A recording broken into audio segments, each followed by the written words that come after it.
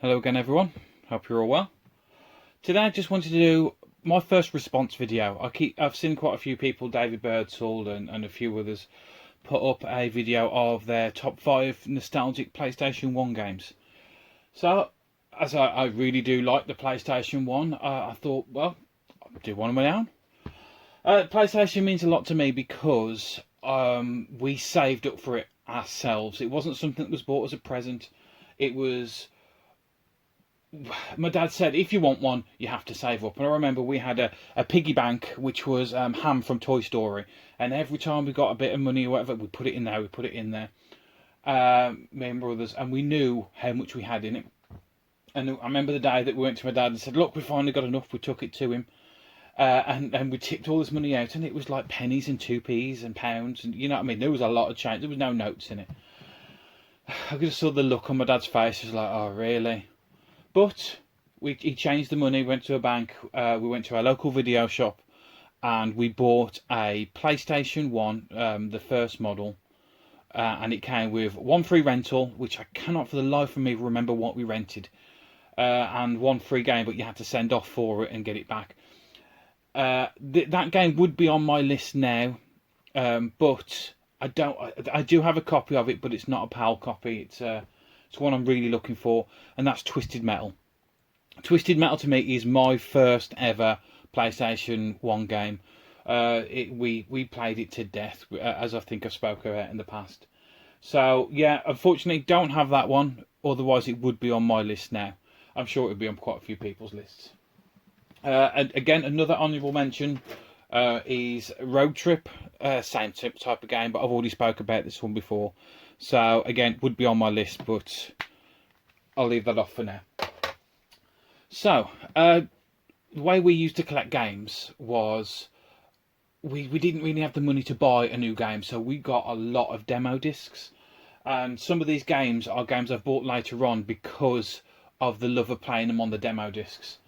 So the first one, it is going to be a twofer, this is because it's part 1 and part 2, is Roll Cage. We played this absolutely to death on the demo. I think we only ever had the first level on that, but I remember playing it again and again and again. I didn't have it again back in the day. I got this one a couple of years ago, and I wish I just bought it back then, because I would have absolutely loved it.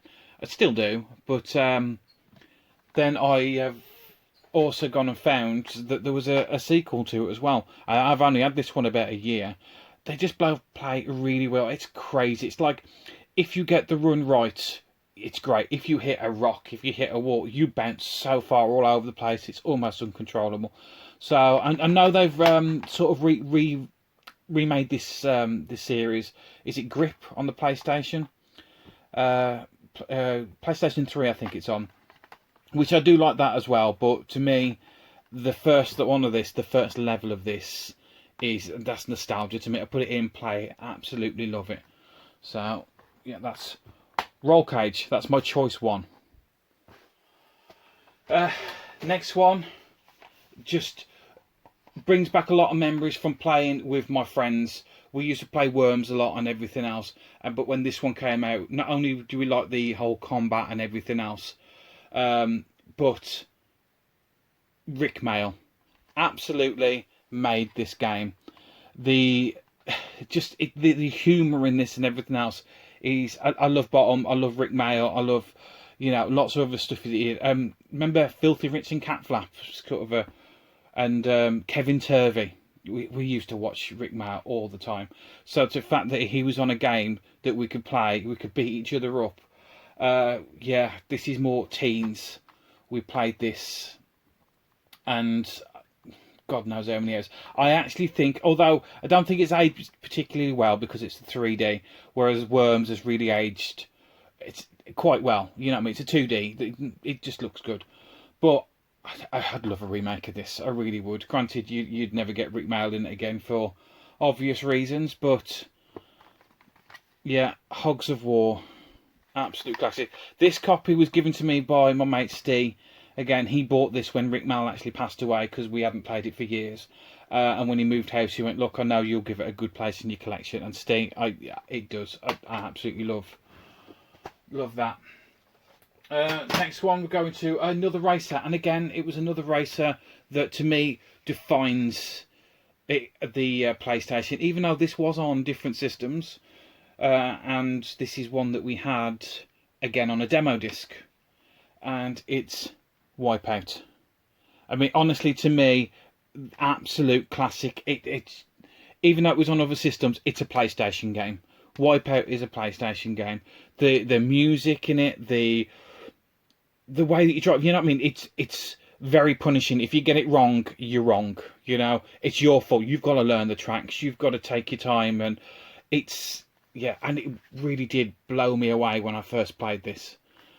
I still love it. Again, there's a version on the PlayStation 3 which I've been playing quite a bit, and that's really good. It was really good in the PlayStation 1, sort of died off a bit in the PlayStation 2, and really come back well with the PlayStation 3 port.